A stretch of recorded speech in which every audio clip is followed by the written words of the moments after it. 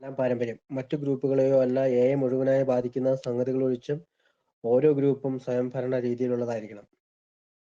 സ്വയംഭരണം അല്പം വിലപിടിച്ച വാക്ക് തന്നെയാണ്. പക്ഷേ നമ്മെ സംബന്ധിച്ചിടത്തോളം ഇത് ലളിതമായി അർത്ഥമാക്കുന്നത് എയുടെ എല്ലാ ഗ്രൂപ്പിനും തങ്ങളുടെ കാര്യങ്ങൾ എയ്ക്ക് മൊത്തത്തിൽ ഭീഷണി നേരിടുന്ന സന്ദർഭങ്ങൾ ഒഴികെ തങ്ങൾ ആഗ്രഹിക്കുന്നത് പോലെ കൃത്യമായി കൈകാര്യം ചെയ്യാമെന്നാണ്. ഒന്നാം പാരമ്പര്യത്തിൽ ഉന്നയിക്കപ്പെട്ട അതേ ചോദ്യം ഇവിടെയും ഉയർന്നു വരുന്നു. ഇത്തരം സ്വാതന്ത്ര്യം അവകാശമാംവിധം ആപ്ത ആപ്തകരമല്ലേ? കഴിഞ്ഞ കുറേ വർഷങ്ങളായി നമ്മുടെ 12 പടികളിലും പാരമ്പര്യങ്ങളിൽ നിന്ന് സങ്കല്പിക്കാവുന്ന എല്ലാ വ്യതിയാനങ്ങളും ശ്രമിച്ചു നോക്കിയിട്ടുണ്ട്. നമ്മൾ മിക്കവാറും മുഴുവനായി അഹംഭാവത്തിൽ നയിക്കപ്പെടുന്ന വ്യക്തികളുടെ ഒരു ഗ്രൂപ്പായതിനാൽ തീർച്ചയായും അങ്ങനെ വേണമായിരുന്നു.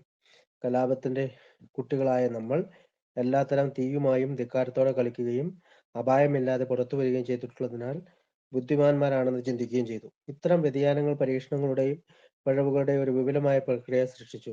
അത് ദൈവകൃപയാൽ നാം ഇന്ന് നിൽക്കുന്നിടത്ത് എത്തിക്കുകയും ചെയ്തു. 1946-ൽ എയുടെ പാരമ്പര്യങ്ങൾ ആദ്യമായി പ്രസിദ്ധീകരിക്കപ്പെട്ടപ്പോൾ എയുടെ ഒരു സംഘത്തിന് ഏതളവിലുള്ള പ്രഹരവും സഹിക്കാൻ കഴിയുമെന്ന് നമുക്ക് ഉറപ്പുണ്ടായിരുന്നു. ഗ്രൂപ്പ് വ്യക്തിയെപ്പോലെ തന്നെ ആത്യന്തികമായി അതിജീവനം ഉറപ്പാക്കുന്ന പരീക്ഷിക്കപ്പെട്ട തത്വങ്ങളോട് പൊരുത്തപ്പെടണമെന്ന് നമ്മൾ കണ്ടു. പരീക്ഷണങ്ങളുടെയും പിഴവുകളുടെയും പ്രക്രിയയിൽ പരിപൂർണമായ സുരക്ഷിതത്വം ഉണ്ടെന്ന് നമ്മൾ കണ്ടെത്തി. ഈ കാര്യത്തിൽ നമ്മൾ വളരെയധികം ആത്മവിശ്വാസം ഉള്ളവരായി മാറി. എന്തെന്നാൽ എയുടെ പാരമ്പര്യത്തിന്റെ മൗലിക പ്രസ്താവനയിൽ ഈ പ്രധാനപ്പെട്ട വാക്യം വായിച്ചിരുന്നു: സുബോധത്തിനു വേണ്ടി ഒത്തുകൂടുന്ന ഏതെങ്കിലും 2-3 മദ്യപാനികൾക്ക് എയുടെ ഗ്രൂപ്പെന്ന് സ്വയം വിളിക്കാം. പക്ഷേ ഒരു ഗ്രൂപ്പ് എന്ന നിലയിൽ അവർക്ക് മറ്റ് ബന്ധങ്ങൾ പാടില്ല. എയിലെ ഓരോ ഗ്രൂപ്പും പ്രവർത്തനത്തിനുള്ള വഴികാട്ടിയായി സ്വന്തം ബോധത്തെ കണിശമായും ആശ്രയിക്കുന്ന ഒരു സ്വതന്ത്ര വ്യക്തിത്വമാണെന്ന് പ്രഖ്യാപിക്കേണ്ട ധൈര്യം നമുക്ക് നൽകപ്പെട്ടിരുന്നു. തീർച്ചയായും ഇത് അർത്ഥമാക്കുന്നത് സ്വാതന്ത്ര്യത്തിന്റെ ഈ ബൃഹത്തായ വിശാല ഭൂമിക രേഖപ്പെടുത്തുന്നതിൽ 2 അപായ സൂചനകളുടെ മാത്രം ആവശ്യമേ ഉള്ളൂ എന്ന് ഞങ്ങൾ കണ്ടെത്തി. എയെ മൊത്തത്തിൽ അപായപ്പെടുത്തുന്ന ഒന്നും തന്നെ ഒരു ഗ്രൂപ്പും ചെയ്യാൻ പാടുള്ളതല്ല. മറ്റെന്തെങ്കിലുമായിട്ടോ മറ്റാരെങ്കിലുമായിട്ടോ അത് ബന്ധപ്പെടുത്തുന്നതും പാടുള്ളതല്ല. ചില ഗ്രൂപ്പുകളെ നനഞ്ഞതെന്നും മറ്റുള്ളവയെ വരണ്ടതെന്നും, വേറെ ചിലരെ റിപ്പബ്ലിക്കൻ എന്നും അല്ലെങ്കിൽ കമ്മ്യൂണിസ്റ്റ് എന്നും ഇനിയും ചിലരെ കാത്തലിക് എന്നും അല്ലെങ്കിൽ പ്രൊട്ടസ്റ്റന്റ് എന്നും നമ്മൾ വിളിച്ചു തുടങ്ങുകയാണെങ്കിൽ യഥാർത്ഥത്തിൽ അപകടകരമാണ്. എഐകളുടെ ഗ്രൂപ്പ് അതിന്റെ പ്രവർത്തന പദ്ധതിയുമായി ഉറച്ച് നിൽക്കേണ്ടതുണ്ട്. അല്ലെങ്കിൽ പ്രതീക്ഷയ്ക്ക് വകയില്ലാത്ത വിധം അത് നഷ്ടപ്പെട്ടേക്കാം.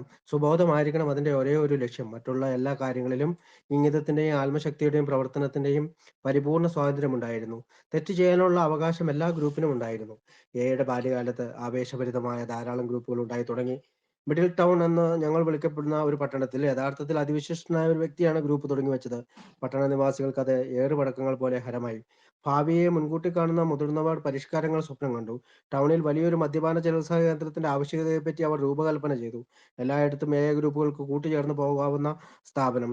താഴത്തെ നിലയിൽ ഒരു ക്ലാസ്, രണ്ടാം നിലയിൽ കുടിയന്മാരെ മദ്യവിമുക്തരാക്കാനും അവരുടെ കടബാധ്യതകൾ തീർക്കാനുള്ള പണം കൊടുക്കാനും ഉപയോഗിക്കാം. തീർച്ചയായും തികച്ചും അവിവാദപരമായ ഒരു വിദ്യാഭ്യാസ പദ്ധതിക്ക് മൂന്നാം നിലയും ഉപയോഗിക്കാം. തിളക്കമാർന്ന ആ കേന്ദ്രം ഭാവനയിൽ അങ്ങനെ പല നിലകളിലും മുകളിലേക്ക് എത്തിയെങ്കിലും തുടക്കത്തിൽ 3 നിലകളിൽ നിർത്തി. ഇതിന് ധാരാളം പണം ആവശ്യമായി. മറ്റുള്ളവരുടെ പണം വിശ്വസിക്കുകയോ വിശ്വസിക്കാതിരിക്കുകയോ ആവാം. പട്ടണ നിവാസികളിലെ സമ്പന്നർ അതിനൊരുങ്ങി മുന്നോട്ട് വന്നു.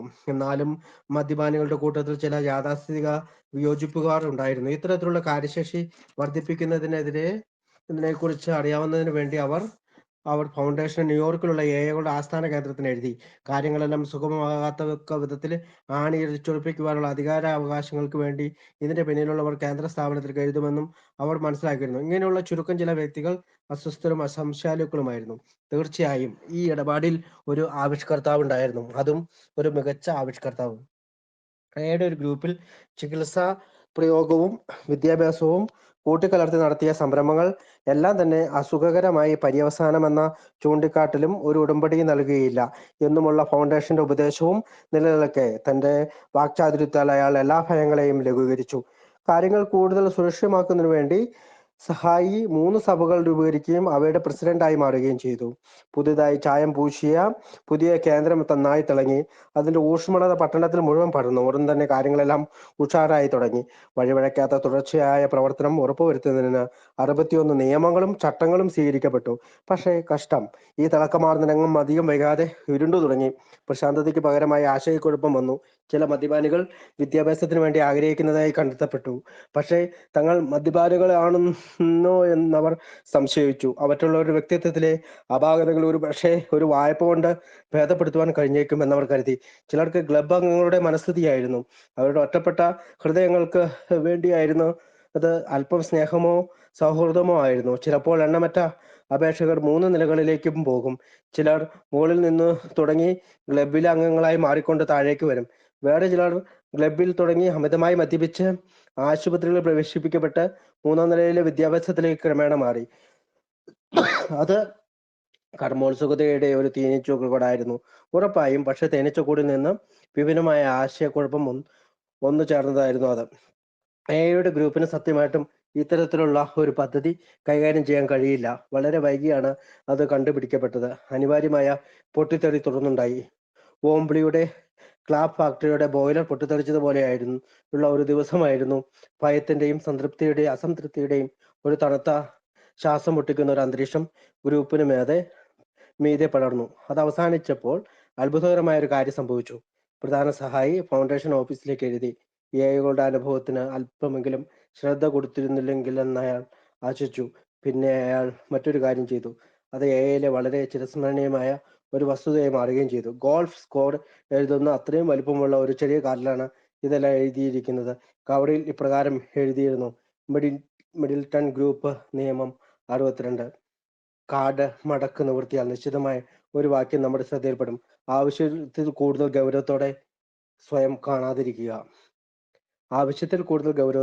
കാണാതിരിക്കുക. നാലാമത്തെ പാരമ്പര്യം അനുസരിച്ച് ഒരു എ ഗ്രൂപ്പ് തെറ്റാനുള്ള അവകാശം പരീക്ഷിച്ചതിന്റെ കഥയാണിത്.